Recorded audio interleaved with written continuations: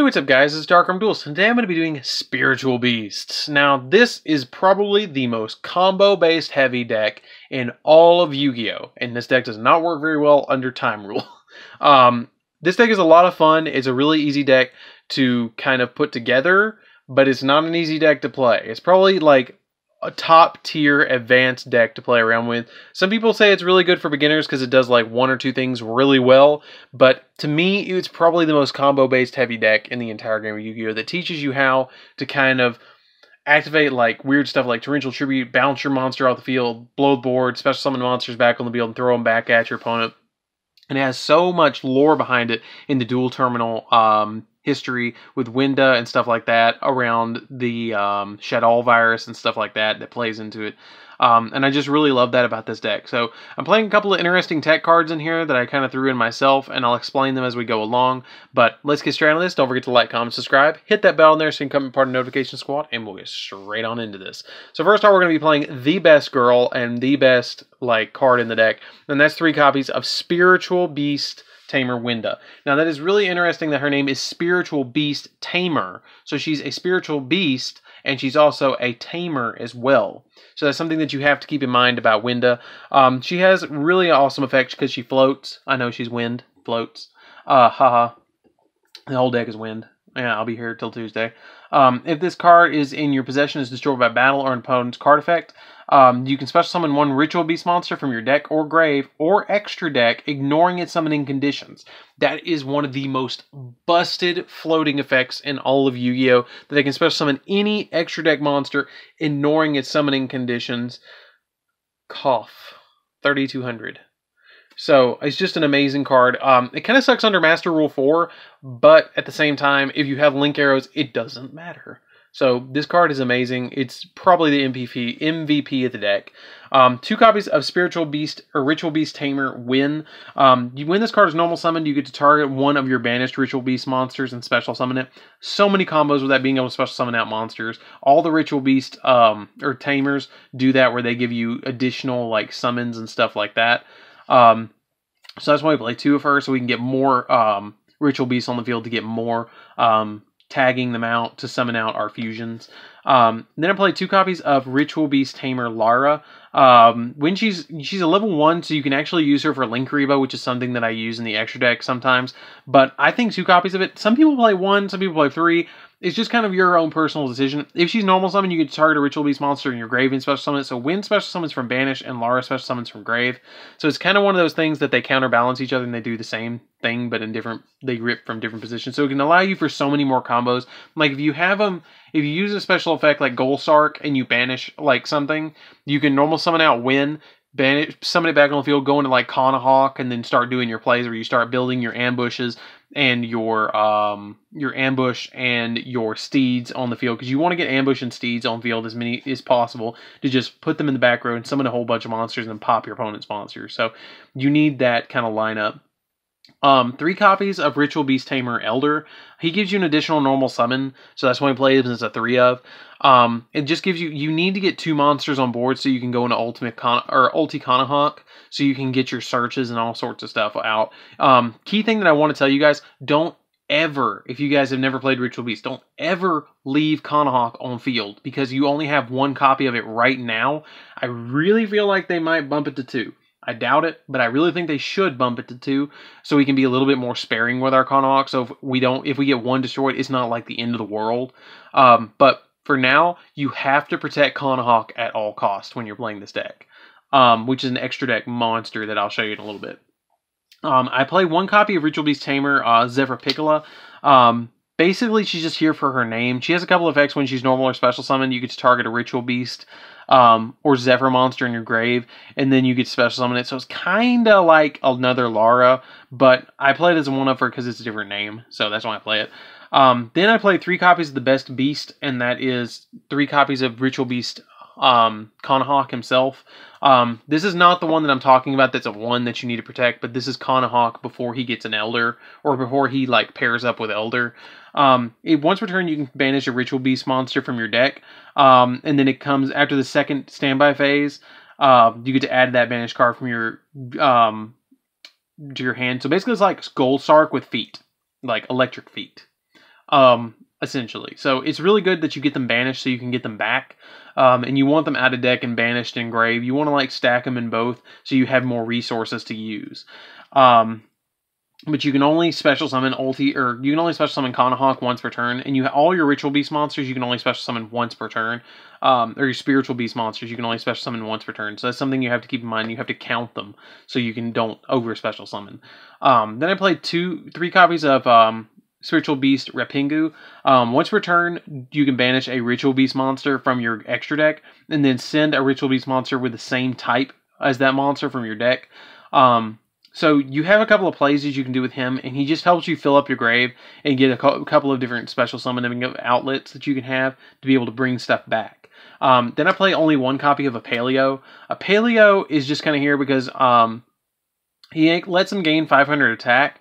But other than that, he's just kind of here for the name to being able to special summon. He's a good 1800 body, but usually you're going to use him to kind of tag him out for another play. So then I play 2 copies of Ash Blossom in here, and then 1 copy of Ghost Ogre. The reason I'm doing this, there's a specific reason, is because I have E-Telly, and usually you're going to do emergency teleport to summon out like one of these guys up here, but on the off chance that you need extra negations, I summon out Ghost Ogre if I don't draw it as a hand trap with E-Telly, and I go into my little personal crazy tech, and that's 1 copy of Dawn Dragster. Because you can synchro it away with like any level 4 in here, like Kanahawk or something like that. I know it's really weird, but it's come up before, and it gives me an extra negation on board to kind of protect myself.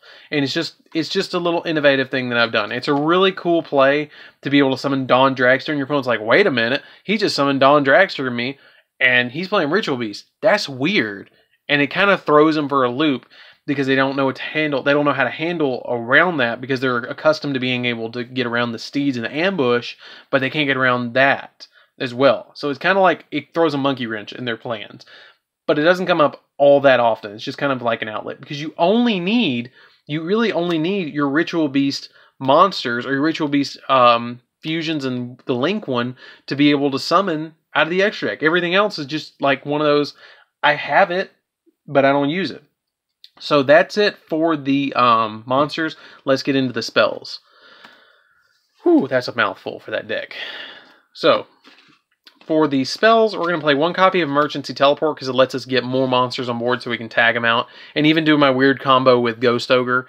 3 copies of Golsark. Some people are playing weird ratios of Golsark. I think 3 is the optimal number to be able to get all your different plays off with win and stuff like that.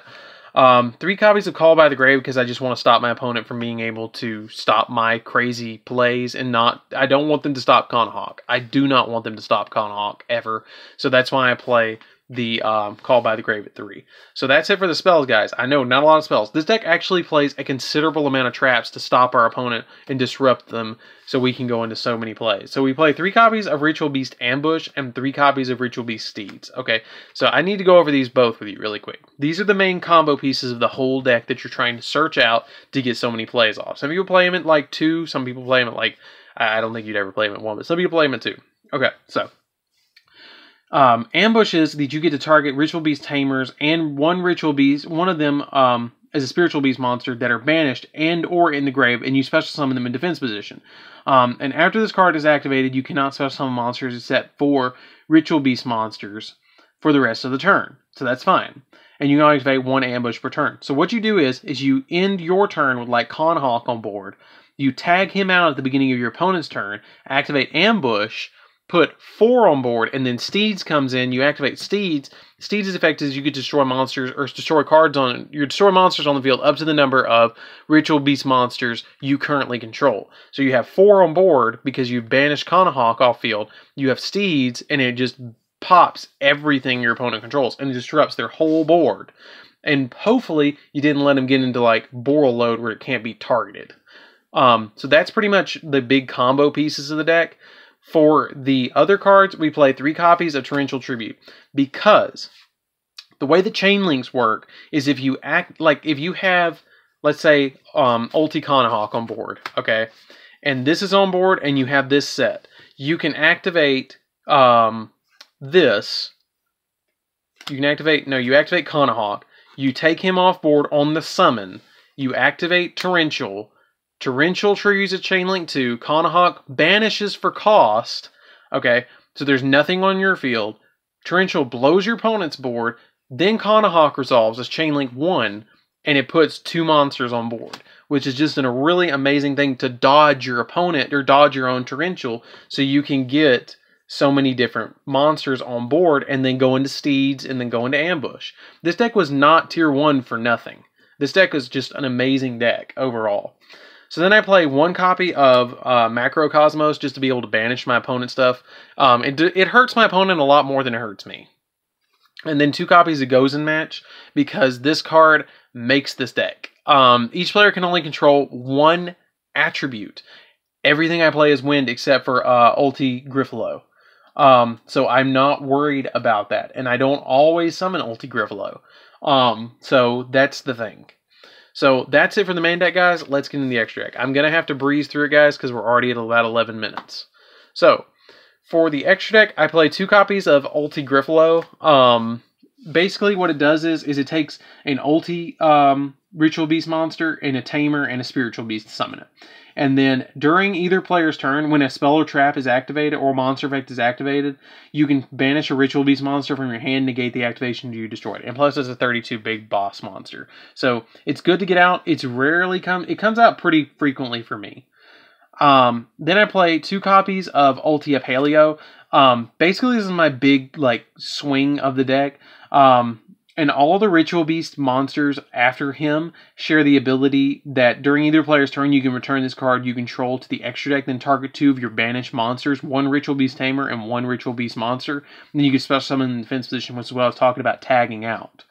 Also, this one has the effect of that it's unaffected by other card effects if it attacks, and until the end phase of the damage step. So that's really cool. Ulti Kanahawk is our biggest combo piece, and we need it back at 2 or 3. Basically, when this card, it has the ability that you can target 2 of your banished Ritual Beast monsters and return them to the graveyard, and if you do, add a Ritual Beast card from your deck to your hand, and that's really easy to get so many combos off with having so many that's banished, return them in the grave, and then special summon them back, and then get so many other plays. It's just so easy to get Ulti Kanahawk's effect off. Ridiculous. Then I play Ulti Pelipin. I usually don't summon this, but it's there if I need it.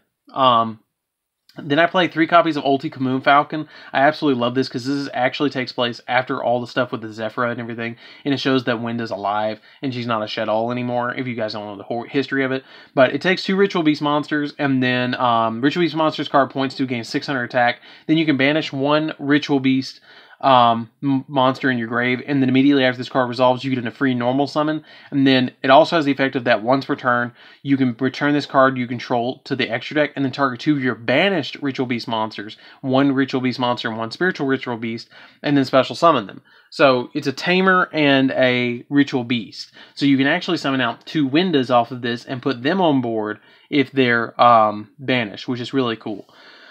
Then I play 1. You really only need this right here, but you can get away with playing anything else you want. So I play Boral Load and Boral Sword just to kind of OTK and have it there as a utility, because I can put 4 monsters on board really easily. Unicorn to bounce stuff.